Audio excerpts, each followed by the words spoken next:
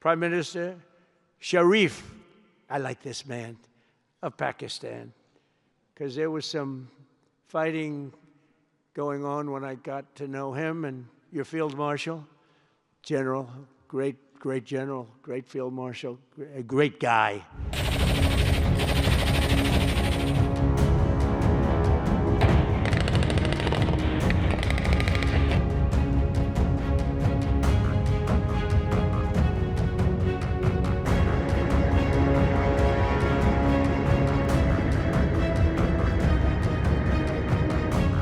Is Pakistan fighting America's war in Afghanistan?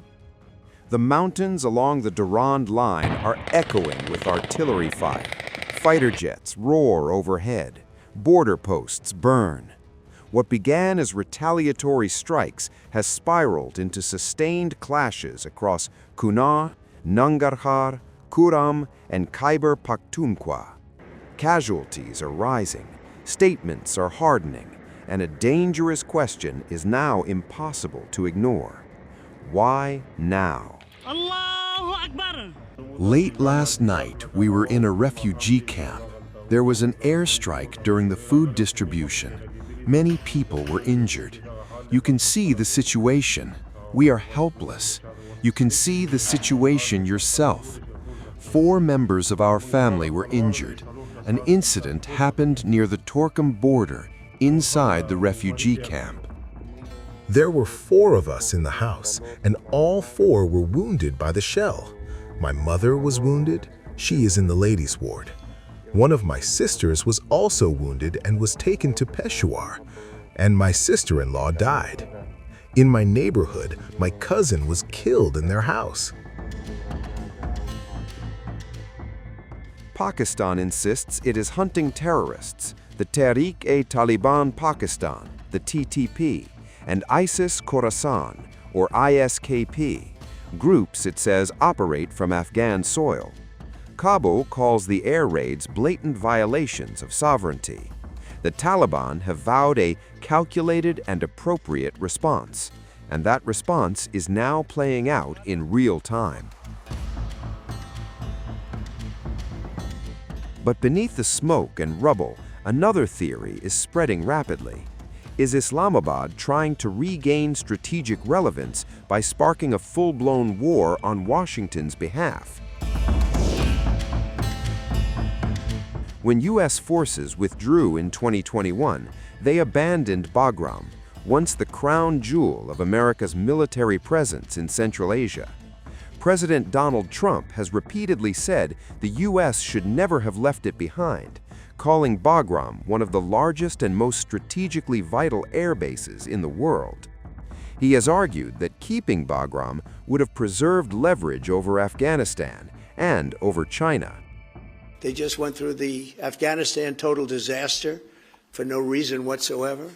We're going to leave Afghanistan, but we're going to leave it with strength and dignity. And we're going to keep Bagram, the big air base, one of the biggest air bases in the world. We gave it to them for nothing. We're trying to get it back, by the way. Okay, that could be a little breaking news. We're trying to get it back because they need things from us. We want that base back. But one of the reasons we want the base is, as you know, it's an hour away from where China makes its nuclear weapons. Now, speculation is mounting. Could Pakistan be positioning itself as the key to unlocking Bagram once again? A facilitator, a broker, a state willing to destabilize Taliban control near strategic corridors in exchange for diplomatic goodwill or even military aid. There is no official proof, no signed deal, but the timing is impeccable. Trump has frequently railed against the billions of dollars worth of American military equipment left behind in Afghanistan back in 2021.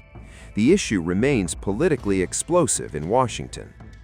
By amplifying the threat posed by Afghanistan-based militants, Pakistan may be aligning its narrative with existing American grievances, reinforcing the idea that unfinished business remains across that border.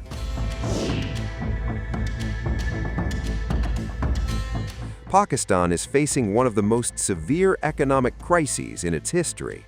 Inflation, debt obligations, political instability. The pressure is immense.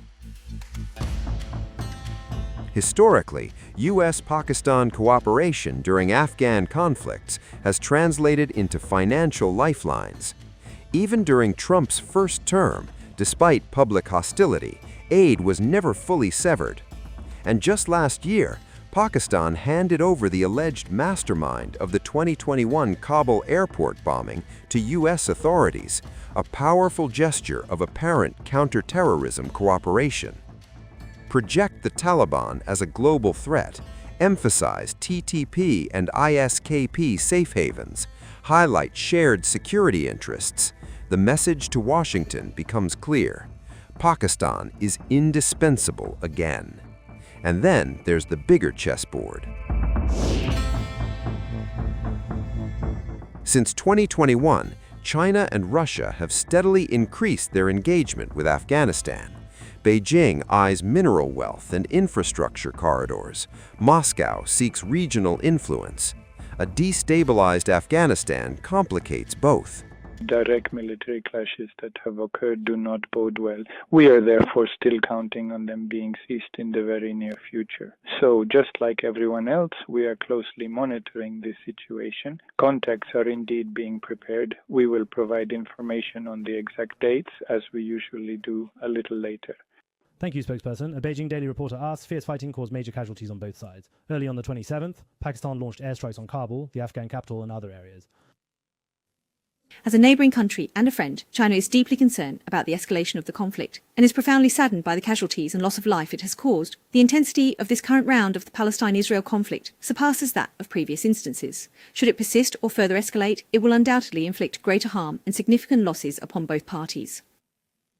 China supports combating all forms of terrorism, calling on both sides to remain calm and restrained, to properly resolve conflicts and differences through dialogue and negotiation, achieve a ceasefire as soon as possible, and avoid further loss of life. Now, if Washington aims to counter Chinese and Russian expansion, renewed strategic positioning in Afghanistan becomes tempting. But this is a high-risk gamble. The Taliban have shown no appetite for hosting foreign forces again. Any perception that Pakistan is attempting to broker U.S. re-entry, especially around Bagram, could ignite fierce nationalist backlash inside Afghanistan. It could also entrench hostility between Kabul and Pakistan for years. Meanwhile, Pakistan is also habitual of framing the Taliban as influenced by India amid improving ties between New Delhi and Kabul, while Pakistan's own domestic turmoil looms large. Economic fragility, political polarization, security crises, escalation abroad can deflect attention at home.